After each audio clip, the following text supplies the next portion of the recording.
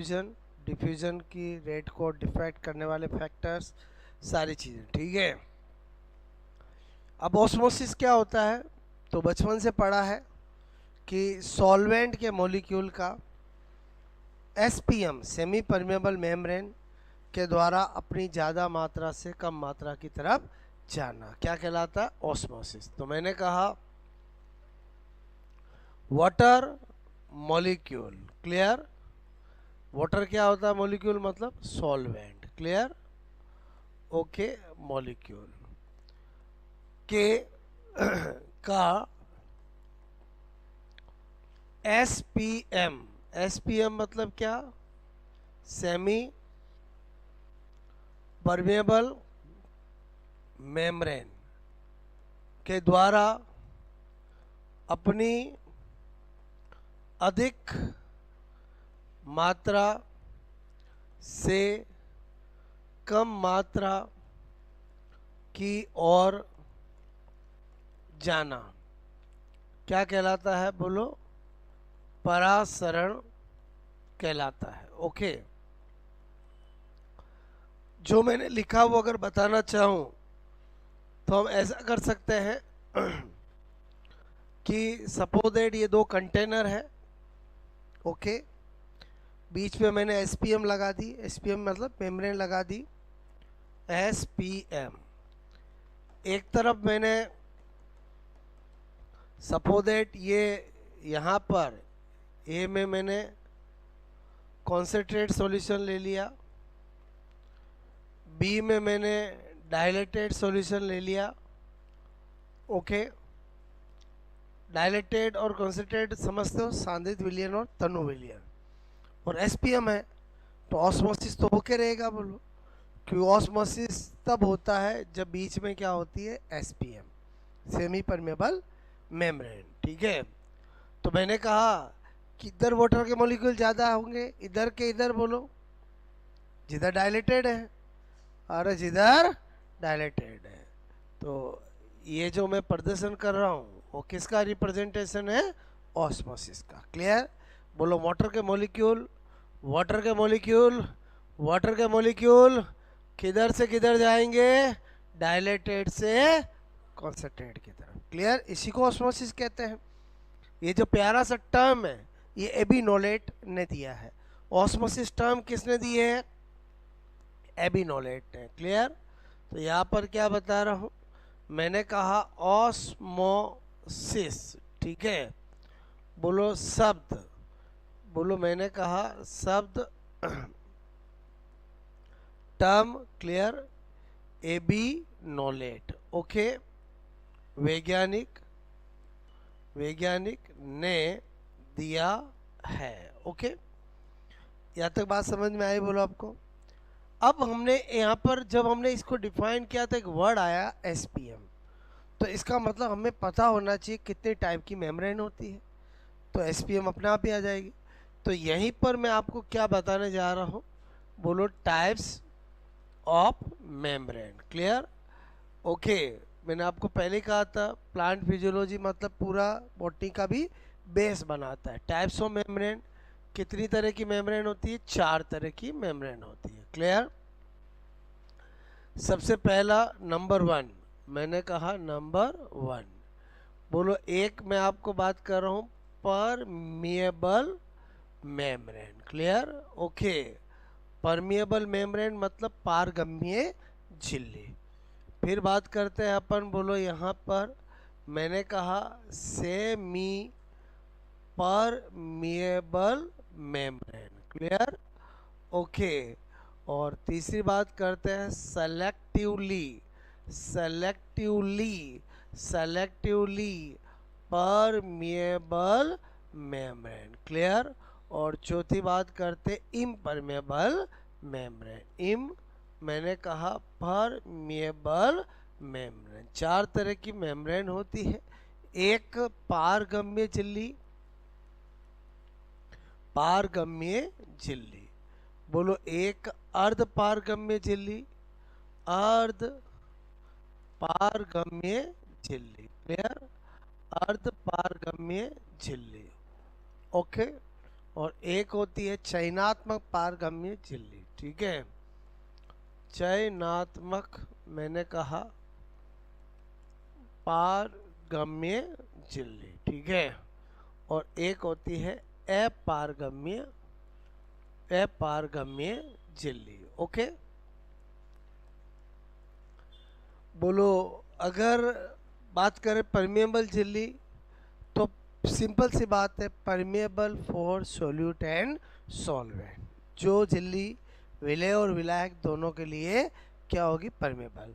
तो शॉर्ट में लिख दूं, बोलो आपसे मैं कह रहा हूँ, मैंने कहा permeable for solute and solvent. Clear, बोलो विलेय और विलायक दोनों के लिए परमिएबल, उसे परमिएबल कहते हैं।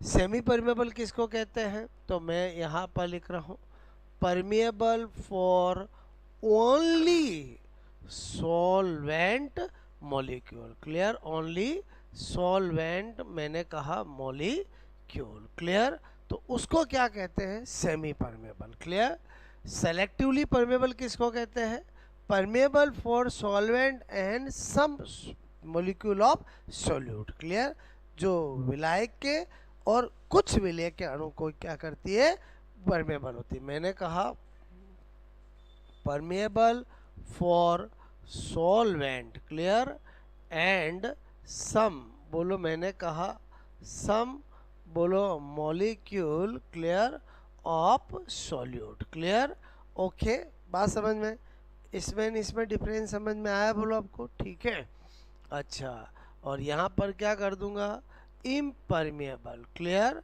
बोलो फॉर मैंने कहा सॉल्यूट एंड सॉल्वेंट। क्लियर, अच्छे, बात करें एग्जाम्पल की। क्लियर, बोलो मीनिंग एग्जाम्पल। तो मैंने कहा जो सेल वॉल होती है वो किसका एग्जाम्पल होती है, परमिएबल मेम्ब्रेन की। क्लियर, बोलो सेमी परमिएबल मेन SPM की बात करें तो यहाँ पर क्या लिख रहा हूँ, ऑल आर्टिफिशियल मेम्ब्रेन, जितनी भी कृत्रिम झिल्लियाँ होती है। क्लियर, ओके, वो किसका एग्जाम्पल होती है, सेमी परमिएबल। फॉर एग्जाम्पल मैंने कहा कॉपर फेरो साइनाइड, बोलो झिल्ली। ठीक है, ओके, कॉपर फेरो साइनाइड झिल्ली। ठीक है, सेलेक्टिवली परमिएबल का एग्जाम्पल देना है तो सबसे बेस्ट है cell membrane. Clear, cell membrane बोलूँ, प्लाज्मा मेम्ब्रेन बोलूँ, एक ही बात है, बोलो। क्लियर, और अगर मुझे इम्परमेबल का एग्जाम्पल देना है तो क्या लिखूंगा, बोलो। मैंने कहा लिग्निफाइड सेल वॉल। क्लियर, ध्यान से समझना, सेल वॉल खाली इतना बोले तो परमिएबल, लिग्निकृत कोशिका भित्ति ये शब्द दे दें, क्लियर, तो वो क्या बन जाती है, इम्परमेबल। क्लियर, ओके, बात समझे, बोलो। तो अब आपको पता चला कि मुझे ऑस्मोसिस का प्रेजेंटेशन करना है, और ऑस्मोसिस की डेफिनेशन ये है कि उसमें ओनली ऑस्मोसिस में किसका आना जाना होता है, बोलो, सॉल्वेंट के मॉलिक्यूल का। तो मुझे SPM लूंगा तभी काम बनेगा ना, तो इसीलिए SPM ली जाती है। क्लियर, ओके, अब मैंने ये 4 बताया, यहीं पे स्पेशल नोट बता रहा हूँ। क्या मैंने कहा कि सभी selectively permeable membrane semi permeable भी होती है, लेकिन सभी सेमी परमिएबल सेलेक्टिवली परमिएबल नहीं होती। जो काम सेमी परमिएबल का है वो सेलेक्टिवली परमिएबल भी कर सकती है, लेकिन सेलेक्टिवली परमिएबल वाला काम सेमी परमिएबल नहीं कर सकती। तो मैंने कहा कि बोलो सभी, बोलो चयनात्मक, बोलो झिल्ली। क्लियर, मैंने कहा चयनात्मक झिल्ली। ओके, बोलो चयनात्मक झिल्ली मतलब क्या कहना चाह रहा हूँ, selectively permeable membrane. Clear, okay, झिल्ली, बोलो अर्ध पारगम्य झिल्ली। ठीक है, बोले तो SPM भी होती है। क्लियर, बोलो इस लाइन का मतलब समझ गए, बोलो। अरे इस लाइन का मतलब समझे नहीं समझे, बोलो। Clear, okay. ओके, तो आपको इतनी कहानी समझ में आए, नोट करोगे? नहीं, universal solvent is water. Solvent तो बोलो, और केमिस्ट्री में बहुत सारे होते हैं, है ना। CCl4 भी सॉल्वेंट है, बेंजीन भी सॉल्वेंट है, बट वो ऑर्गेनिक सॉल्वेंट है। और वाटर इनऑर्गेनिक सॉल्ट है। और कुछ नहीं बोले तो वाटर इज ए इनऑर्गेनिक, मतलब all universal solvent. Clear? Okay. जब कुछ नहीं कहा जाए तो सॉल्वेंट का मतलब वाटर, वाटर का मतलब सॉल्वेंट, ठीक है। और हमारे प्लांट वाटर रिलेशन में तो वाटर ही होगा। क्लियर? या एल्कोहल का या बेंजीन का क्या लेना देना। मैं क्या कह रहा हूँ, बात समझ में आए? बोलो ओके। पान पौधों को पानी पिलाते हैं कि शराब पिलाते हैं? अरे बोलो। ठीक है, प्लांट वाटर रिलेशन पढ़ रहे हैं ना।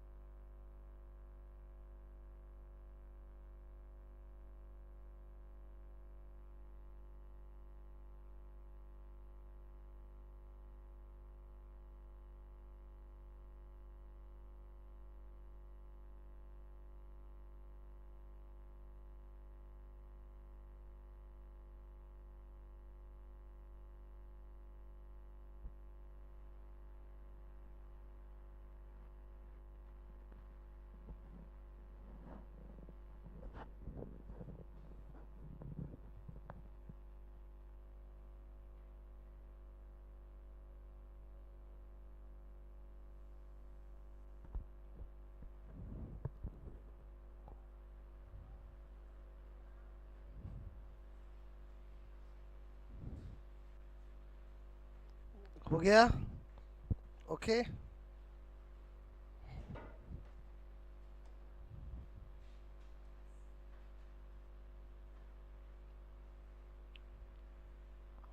ये चलेगा, जो मैंने लिखा समझ में आ जाएगा? बोलो ओके।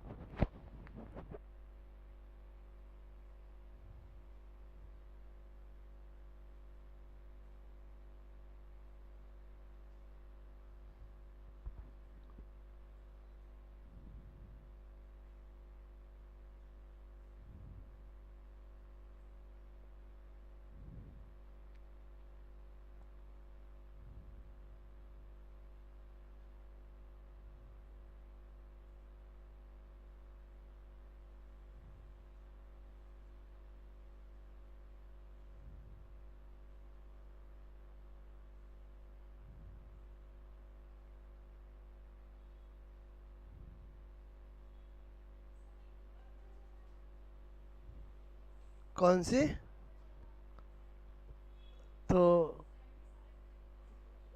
क्या होती है वो वाली? सेमी परमेबल को ही तो बोलते हैं। हाँ, हिंदी में एक से ज़्यादा नाम है, इंग्लिश में तो वही नाम होगा। ठीक है, सेमी परमेबल मेम्ब्रेन। ठीक है, अर्ध पारगम्य बोलूं अर्ध चयनात्मक बोलूं, बात एक ही है कि चयनात्मक ही पारगम्य है, पारगम्य ही चयनात्मक है। ठीक है,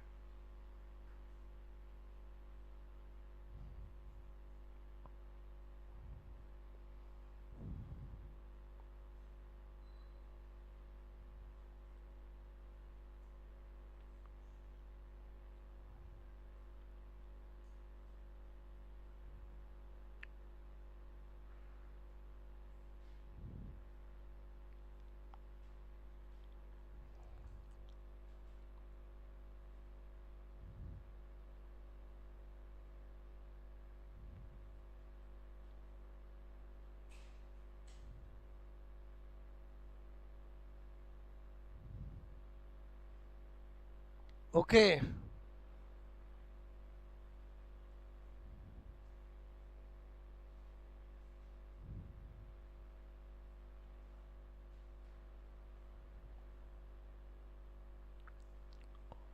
क्या है ये नोट बोलो? क्लियर? अच्छा, अब हमें पता है कि प्लांट वाटर रिलेशन में बार बार बोलो वर्ड हम यूज करेंगे, hypertonic solution, hypotonic solution, isotonic solution. तो उसका भी फंडा क्लियर कर ही लेते हैं। तो यहाँ पर क्या लिख रहा हूँ, बोलो टाइप्स ऑफ सॉल्यूशन।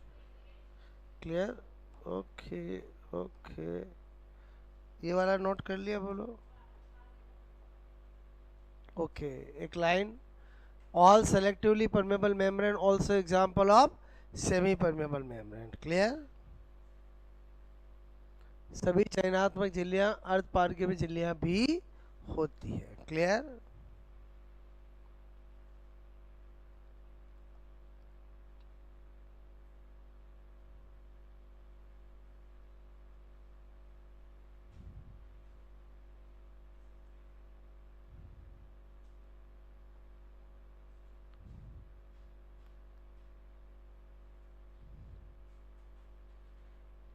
किया ये नोट बोलो? ठीक है। अच्छा, क्या बता रहा हूं मैं आपको? Types of solution. ठीक है, टाइप्स ऑफ सॉल्यूशन। तो मैंने कहा आपको विलियन के प्रकार, बोलो तीन तरह के सॉल्यूशन की बात करेंगे। ठीक है, एक होता है हाइपोटोनिक, ओके, अल्प परासरी, परासरी विलियन। ठीक है, और एक है हाइपरटोनिक, क्योंकि ये वर्ड आपके सब क्लियर होना जरूरी है, अति परासरी। ओके, परासरी विलियन। और ये क्या है? आइसोटोनिक। क्लियर? Isotonic solution, समपरासरी।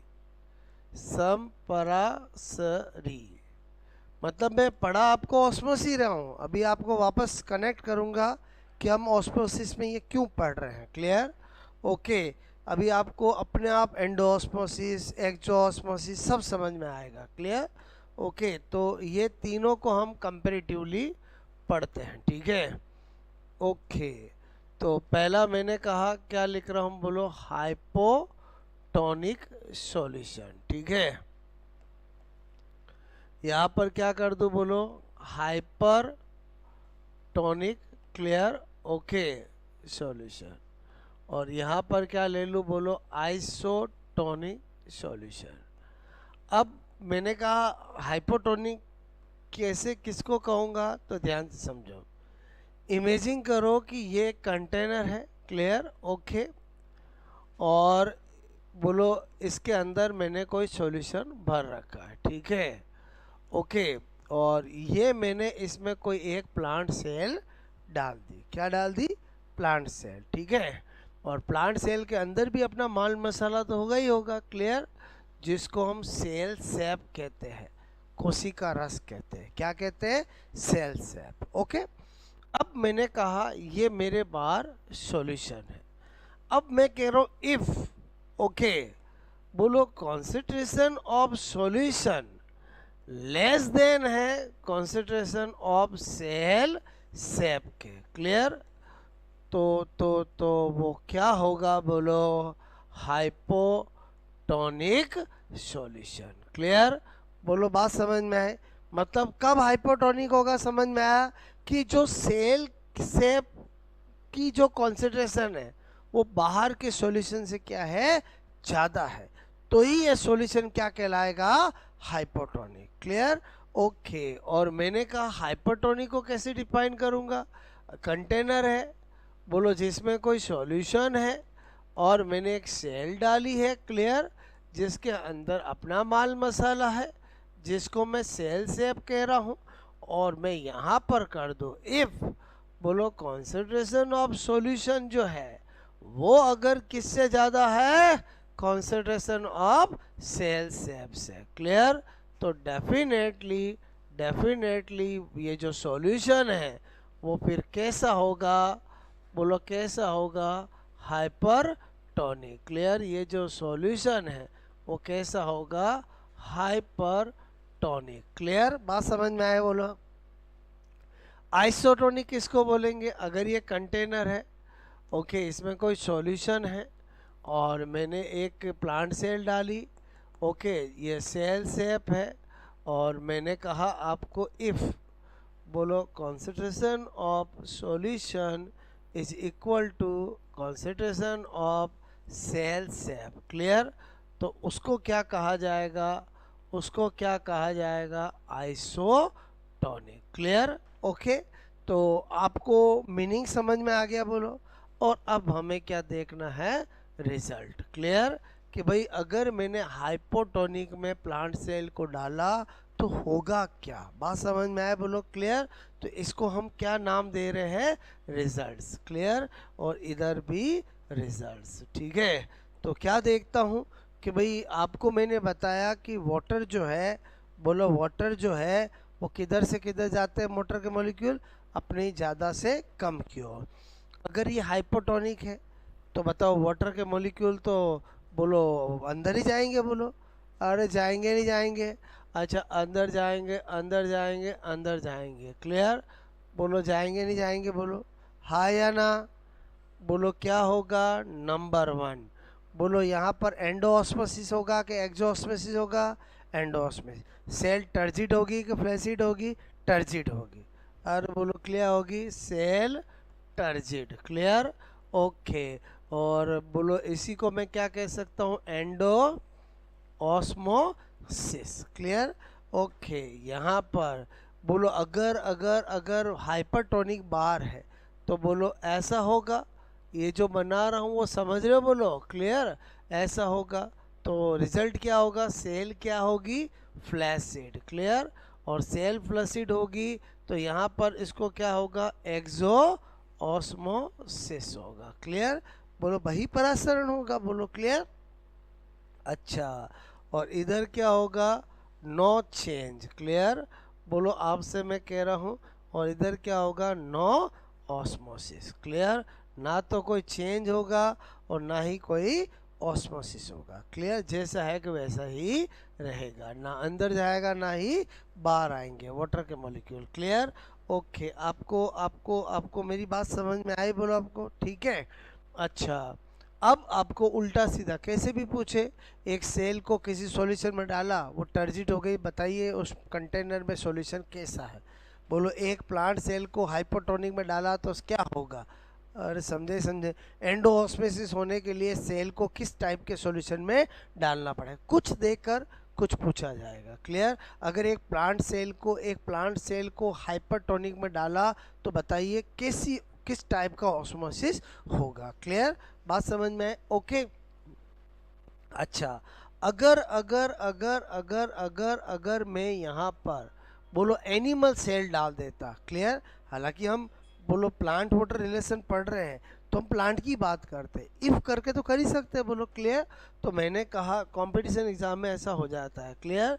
तो मैंने कहा यहाँ पर इफ एनिमल सेल, क्लियर, बोलो एनिमल सेल हो, क्लियर, तो रिजल्ट क्या होता, तो हम बोलते सेल ब्लास्ट हो जाएगी, क्यों, क्योंकि एनिमल सेल में सेल वॉल नहीं होता है, तो टर्जिट प्रेशर का कंपनसेशन वॉल प्रेशर से नहीं होगा। और प्लांट सेल कभी ब्लास्ट नहीं होती है, क्योंकि प्लांट सेल जैसे टर्जिट होती जाती है, टर्गर प्रेशर बढ़ता है, तो उसका कंपनसेशन बैलेंस किसके द्वारा कर दिया जाता है, वॉल प्रेशर के द्वारा, क्लियर। तो यहाँ पर इफ एनिमल सेल हो तो बोलो रिजल्ट क्या होगा, ब्लास्ट हो जाएगी, क्लियर। और ज़्यादातर कंपटीशन में एनिमल सेल ना बोल करके क्या बोल देते हैं, आरबीसी, क्लियर। आरबीसी प्लांट में तो होते नहीं है कि प्लांट भी ब्लड टेस्ट कराने जाते हैं, ऐसा तो नहीं है। तो अगर मतलब आरबीसी बोला कि एक आरबीसी को हाइपोटोनिक में डाला तो क्या होगा, तो आप सोच लो कि आरबीसी मतलब एनिमल सेल, क्लियर। इधर कोई दिक्कत नहीं, बोलो if animal animal cell, clear हो, क्लियर, तो बोलो सेम रिजल्ट होगा, फ्लैसिड, कोई दिक्कत नहीं, पिचक जाएगी। और इधर भी क्या होगा, नो चेंज, ठीक है। तो केवल इसी में अंतर आता है, ओके।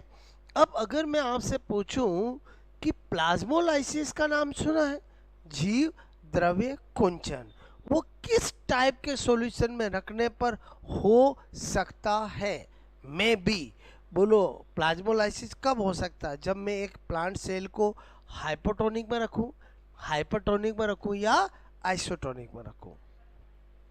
डेफिनेटली हाइपरटोनिक, क्योंकि प्लाज्मोलाइसिस जो होता है वो फ्लैसिड कंडीशन के आगे और ख़राब कंडीशन को कहते हैं, क्लियर। इसका मतलब हुआ कि प्लाज्मोलाइसिस जीव द्रव्य कुंचन तभी देखने को मिल सकता है जब किस में रखा जाए, बोलो किस में रखा जाए, बोलो हाइपरटोनिक में, क्लियर। नोट करोगे, ये तीन नाम तो समझ में आया, बोलो आपको, क्लियर, ओके।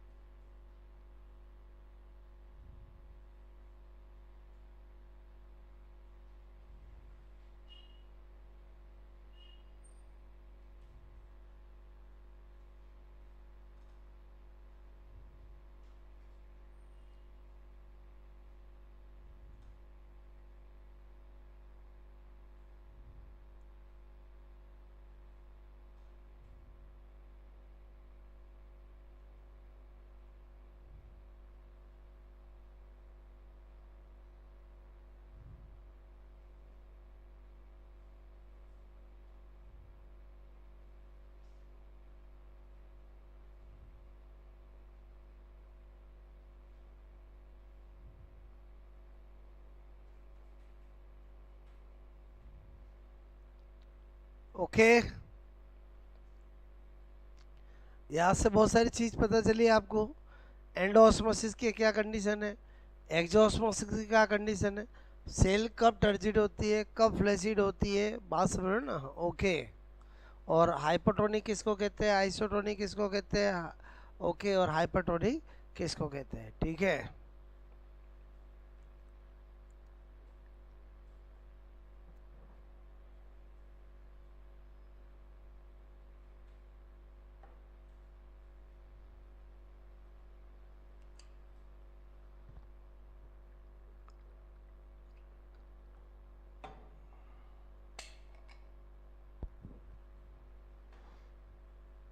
ओके, तो अभी मैंने वर्ड बोला आपको,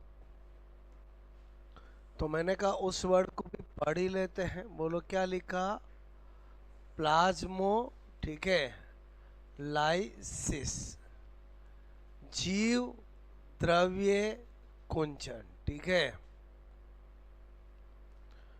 ओके, प्लाज्मोलाइसिस जीव द्रव्य कुंचन, 10-15 मिनट ध्यान से समझो क्या चीज है। सबसे पहले तो आपको पता होना चाहिए कि नंबर 1, ये ओनली हाइपरटोनिक सॉल्यूशन, क्लियर, अति परासरी विलयन, ठीक है, में ही हो होता है, ठीक है। नंबर 2, यह जीवित कोशिका, क्लियर, की पहचान है, मतलब प्लाज्मोलाइसिस क्या है, आइडेंटिफिकेशन ऑफ लिविंग सेल। अगर कोई सेल डेड होगी या नॉन लिविंग कोई सब्सटेंस है, वो कभी भी प्लाज्मोलाइसिस नहीं करेगा, क्लियर, ओके। फिर मैंने कहा, बोलो प्लाज्मोलाइसिस, क्लियर, की 3 फेजेज, ओके, होती है। कितनी फेजेज होती है, 3 फेजेज, 3 प्रावस्थाएं होती है, क्लियर। एकदम प्लाज्मोलाइसिस नहीं होता है, उसकी क्या होती है, बोलो 3 क्या होती है, प्रावस्थाएं। मतलब जब भी किसी चीज़ में फेजेज बोल दिया जाता है, इसका मतलब पहले ये फेज होगी, फिर ये फेज होगी, और फिर ये फेज होगी, ऑर्डर होता है, क्लियर। तो इसकी जो 3 फेजेज होती है, वो जो पहली होती है उसको बोलते हैं limiting, okay, limiting plasmolysis, clear. दूसरी होती है इंसिपिएंट प्लाज्मोलाइसिस, और तीसरी होती है इविडिएंट प्लाज्मोलाइसिस, क्लियर, ओके। मतलब हिंदी में बोलूँ तो सीमांत, क्लियर, बोलो जीव द्रव्य कुंचन, क्लियर, फिर आरंभक जीव द्रव्य कुंचन, और फिर स्पष्ट जीव द्रव्य कुंचन। ये प्लाज्मोलाइसिस के 3 टाइप नहीं है, ये 3 फेजेज है, क्लियर। अब मैं इन फेजेज को बताने के लिए क्या कर रहा हूँ, यहाँ पर नंबर 4, क्लियर। मैंने कहा यहाँ पर क्या लिखूँ, प्रोसेस ऑफ प्लाज्मोलाइसिस, क्लियर, तभी वो फेजेज आएगी, बोलो क्लियर। भाई मैं जब जीव द्रव्य कुंचन, क्लियर, का की प्रक्रिया बताऊंगा तभी तो फेजेज आएगी ना। तो मेरे कहने का मतलब इमेजिन करना, मैंने एक कंटेनर लिया है, क्लियर, और इसमें ये एक प्लांट सेल रखी है, क्लियर। प्लांट सेल में क्या होता है, ये सेल वॉल होता है, और अंदर अपना माल मटेरियल होता है, ठीक है, ओके। ये तो क्या है, सेल, बोलो वॉल है, और ये जो है अंदर इसको बोलते हैं प्रोटोप्लाज्म, क्लियर। प्रोटोप्लाज्म नाम सुना है, आपको पता होना चाहिए कि प्रोटोप्लाज्म किसको कहते हैं। तो प्रोटोप्लाज्म सेल मेम्ब्रेन, बोलो प्लस साइटोप्लाज्म प्लस न्यूक्लियस, इन तीनों को इंक्लूडिंग क्या कहा जाता है, और क्या कहा जाता है, बोलो क्या कहा जाता है, जीव द्रव्य कहा जाता है। क्लियर, बात समझ में आए बोलो। चाहे प्लांट सेल हो या एनिमल सेल हो, प्रोटोप्लास्ट सब में होता है। ये एक जीवित कोशिका की पहचान है। बात समझ में आए बोलो। ओके, और ये हमारे फिजिकल बेसिस ऑफ लाइफ है। बोलो बात समझ ना।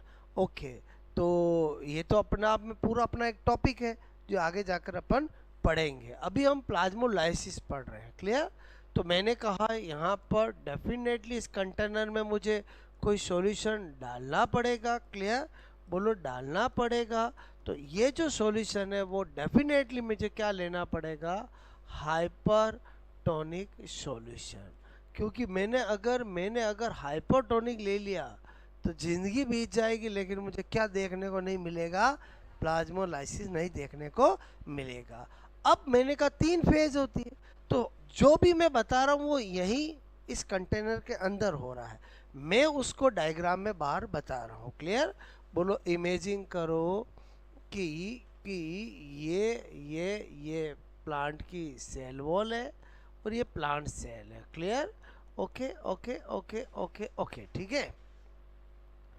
पहली जो फेज होती है जिसको हमने बोला लिमिटिंग, क्या बोला है, लिमिटिंग। ओके, लिमिटिंग बोलो प्लाज्मोलाइसिस। क्लियर, उसका मतलब ये होता है कि जब हम प्लांट सेल को हाइपरटोनिक सॉल्यूशन में डालते हैं तो सेल पहले फ्लैसिड होती है, और उसके बाद जस्ट वो कंडीशन जब प्रोटोप्लाज्म सेल वॉल से हटने वाला है, लेकिन हटा नहीं है। बोलो बात समझ में। मतलब ये मान लो लिमिटिंग का मतलब मैं यहाँ खड़ा हूँ। क्लियर, ओके ओके ओके, वो कंडीशन जिसमें मैं जस्ट गिरने वाला हूँ लेकिन गिरा नहीं हूँ। क्लियर, उसको बोला जाता है लिमिटिंग। ठीक है, अच्छा, अब अगर मैं हाइपरटोनिक सॉल्यूशन की कॉन्सेंट्रेशन और बढ़ा दूं तो मुझे क्या मिलेगा, इंसिपिएंट प्लाज्मोलाइसिस मिलेगा। उसके डायग्राम को कैसे बता रहा हूं, बोलो इमेजिंग करना ऐसे। क्लियर, ओके, ये तो क्या है, ये तो क्या है, सेल वॉल। ओके, और मैंने क्या कर दिया, मैंने क्या कर दिया, मैंने क्या कर दिया। क्लियर, बोलो यहाँ तो एक, अरे अरे अरे अरे अरे अरे अरे अरे अरे अरे अरे अरे, ओके, ये माल मसाला प्रोटोप्लाज्म। बात समझ में। मतलब इसको क्या बोलेंगे, बोलो इंसिपिएंट प्लाज्मोलाइसिस। क्लियर, जिसमें प्रोटोप्लाज्म बोलो सेल वॉल के कहीं कहीं कॉर्नर से हटा है। क्या पूरा हट गया है, क्या नहीं। ओके, अच्छा, ये माल मसाला, ठीक है। ओके, ये सब अंदर की बात है, बात समझो ना। ये वही सेल वॉल है, ठीक है। ओके ओके, ऐसा कर दिया मैंने। तो बताओ ये अगर ऐसा हो जाएगा तो इसको क्या कहा जाएगा, इविडिएंट प्लाज्म, स्पष्ट जीवद्रव्य कुंचन। क्लियर, ओके, तो बताओ ये 3 टाइप हुए कि फेज हुए, बोलो फेजेज हुई। क्लियर, और बहुत बार एग्जाम में पूछा गया है कि जब प्लाज्मोलाइसिस हो जाता है तो सेल वॉल और सेल मेम्ब्रेन, क्लियर, के बिटवीन कौन सा फ्लूइड होता है। तो आपको सीधी सी बात है, ये जो भी हो रहा है वो कंटेनर में हो रहा है, और सेल वॉल परमेबल मेम्ब्रेन है, तो वो पूरी की पूरी चीज़ को कहाँ ले आएगी, यहाँ ले आएगी। तो यहाँ पर कौन सा हो जाएगा, हाइपरटोनिक सॉल्यूशन। आपको कनेक्ट हुई लिंक चीज़ें, मैंने सेल वॉल को क्यों परमेबल बताया, वरना यहाँ पर फंडा यूज नहीं आता। क्लियर, ओके, तो इसका मतलब ये वाला प्रोसेस ऑफ प्लाज्मोलाइसिस समझ में आया। अब एग्ज़ाम में इनका ऑर्डर पूछा जाता है। मुझे बताओ लाइफ में कभी मैच वैच देखते हो, बोलो। ओके, तो मैच हम देखते हैं तो बोलो लाइव देखते हैं कि नहीं देखते हैं, बोलो। क्लियर, अरे कैसे देखते हैं, लाइव। तो इसका मतलब पहला, दूसरा और तीसरा, क्या बताया मैंने समझ में। फेजेज में पहली क्या होगी, लिमिटिंग, फिर क्या होगी, इंसिपिएंट, और फिर क्या होगा इविडियंट, अगर कभी भूल जाओ तो। क्लियर, ये भी बात समझ में आए बोलो। ओके, नंबर 5 मैंने कहा टाइप्स ऑफ प्लाज्मोलाइसिस। क्लियर, मतलब प्लाज्मोलाइसिस अपने आप में एक छोटा टॉपिक होता है। क्लियर, अब मैं टाइप्स बता रहा हूँ। क्लियर, तो दो टाइप्स होते हैं, एक होता है कॉन्वेक्स और एक होता है कॉनकेव। क्लियर, बोलो convex plasmolysis, plasmolysis.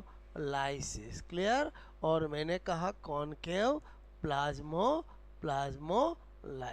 Clear, okay. Convex plasmolysis मतलब क्या बता रहा हूँ बोलो। मैंने कहा ये तो सेल वॉल है। क्लियर, ये तो क्या है, सेल वॉल है। Clear, okay okay okay. और अगर अरे अरे अरे अरे अरे ठीक है, अगर ऐसा हुआ तो इसको क्या बोलूँगा, कॉन्वेक्स। क्लियर, ऐसा किस में होगा, इन यूनी सेलुल, बोलो यूनी सेलुलर, बोलो प्लांट। ठीक है, बोलो सेल, कोई एक कोशिका पादप कोशिका उसमें ही होगा, बोलो। Clear, okay. और कॉनकेव का मतलब क्या, कि बोलो ये सेल वॉल है। ठीक है, और मैंने कहा मतलब प्रोटोप्लाज्म सब जगह से हट गया है, लेकिन कहीं कहीं पर बोलो प्लाज्मोडेस्माटा से जुड़ा है। तो ऐसा किस में होगा, मल्टी सेलुलर में। और बोलो इन, मैंने कहा बोलो इन मल्टी मल्टी सेलुलर, क्लियर, बोलो प्लांट में। ठीक है, बोलो बात समझ में, बहुकोशी के पादपों में। तो यहाँ पर वो जहाँ जहाँ प्लाज्मोडेस हटा वहाँ से तो हटेगा नहीं, बाकी हट जाएगा। तो बताओ ये कॉनकेव की फीलिंग आ रही है, कॉन्वेक्स की आ रही है, कॉनकेव की। बात समझ में आए बोलो। ओके, और नंबर 6 मैंने कहा बोलो एप्लीकेशन। क्लियर, बोलो एप्लीकेशन बोलूँ, यूजेस बोलूँ। Clear, okay, of plasmolysis. Clear, कि प्लाज्मोलाइसिस के क्या क्या उपयोग है। तो पहला तो लिखूंगा आइडेंटिफिकेशन ऑफ सेल, और आइडेंटिफिकेशन ऑफ लिविंग सेल। बोलो क्या लिख रहा हूँ, आइडेंटिफिकेशन। क्लियर, बोलो ऑफ लिविंग सेल, एक चीज। क्लियर, दूसरा मैंने कहा विड किलिंग में। क्लियर, विड किलिंग में। ओके, बोलो अगर कोई किसान अपने खेत में वीड से बहुत परेशान हो रहा है, अगर होशियार हुआ, पढ़ा लिखा हुआ, तो वो क्या करेगा, वहाँ पर थोड़ा नमक का छिड़काव कर देगा, खत्म, वहाँ पर वीड्स होगी ही नहीं। कैसे समझ में आया, क्योंकि प्लांट्स आर लिविंग बीन, और लिविंग बीन अगर बोलो वहाँ पर नमक छोड़ा मतलब पानी तो आएगा आएगा, तो पानी नमक मिला तो हाइपरटोनिक बन गया, तो प्लांट क्या हो जाएगा, खत्म हो जाएगा। बोलो बात समझ में आए। ओके, ये समझ में आया बोलो आपको। अच्छा, आपने देखा होगा जितने भी मीट का बिजनेस करते हैं, अरे मांस मच्छी का बिजनेस करते हैं, वो उसके ऊपर नमक का परत लगा के रखते हैं। क्लियर, क्यों रखते हैं, समझ में आया बोलो। क्योंकि मांस मच्छी को जब खुला रखा जाएगा, प्रदर्शन किया जाएगा, बेचना है ना उनको, बोलो। क्लियर, तो आपको पता है इन्वायरमेंट में माइक्रोब्स तो बहुत है, तो बैक्टीरिया बैठेंगे, और अगर बैक्टीरिया बैठ करके वहाँ कॉलोनी बना दी तो सड़ जाएगा वो, बोलो। तो फिर कौन लेगा। क्लियर, तो वो क्या करते हैं, उसमें नमक की परत लगा के रखते हैं, और बैक्टीरिया बैठा, वो लिविंग बीन है, और उसका क्या हो जाता है, प्लाज्मोलाइसिस। अरे उसका क्या हो जाता है, प्लाज्मोलाइसिस। तो बोलो जब वो खुद ही नहीं रहेगा तो फैमिली कहाँ बनाएगा। और समझे समझे बोलो। क्लियर, बात समझ में आए। तो इसका मतलब हुआ, इसीलिए बोलो घरों में जब अचार बनाया जाता है और सब में एक ही लॉजिक लगता है, प्लाज्मोलाइसिस। क्लियर, तो आपको मैंने कहा यहाँ पर मतलब मांस मछली, अरे मांस मछली, मछली के प्रिजर्वेशन मतलब समझ के बोलो। मैंने कहा आपको, ओके, प्रिजर्वेशन ऐसे लिख दो, समझ जाओगे, बोलो मैं। क्लियर, ओके, बोलो अचार। क्लियर, समझ के बोलो, अचार है, बोलो अंदर एक बैक्टीरिया बैठा, मर गया, कोई दिक्कत नहीं है, अंदर अब बहुत सारे हो गए न सड़न कर दी तो खराब प्रॉब्लम है। और समझे समझे, बोलो आपको कि सर ऐसे कैसे, और रोज़ कितने बैक्टीरिया अंदर जाते हैं, कितने वायरस अंदर जाते हैं, बोलो एवरीवेयर है। मतलब आपसे मैं कह रहा, जब कोरोना आया था तो मैं एक बात कहता था कि आप दुनिया की कोई ताकत हमें माइक्रोब से बचा नहीं सकती। और समझे मास्क लगाने से इनसे कोई माइक्रोब्स बचते हैं क्या?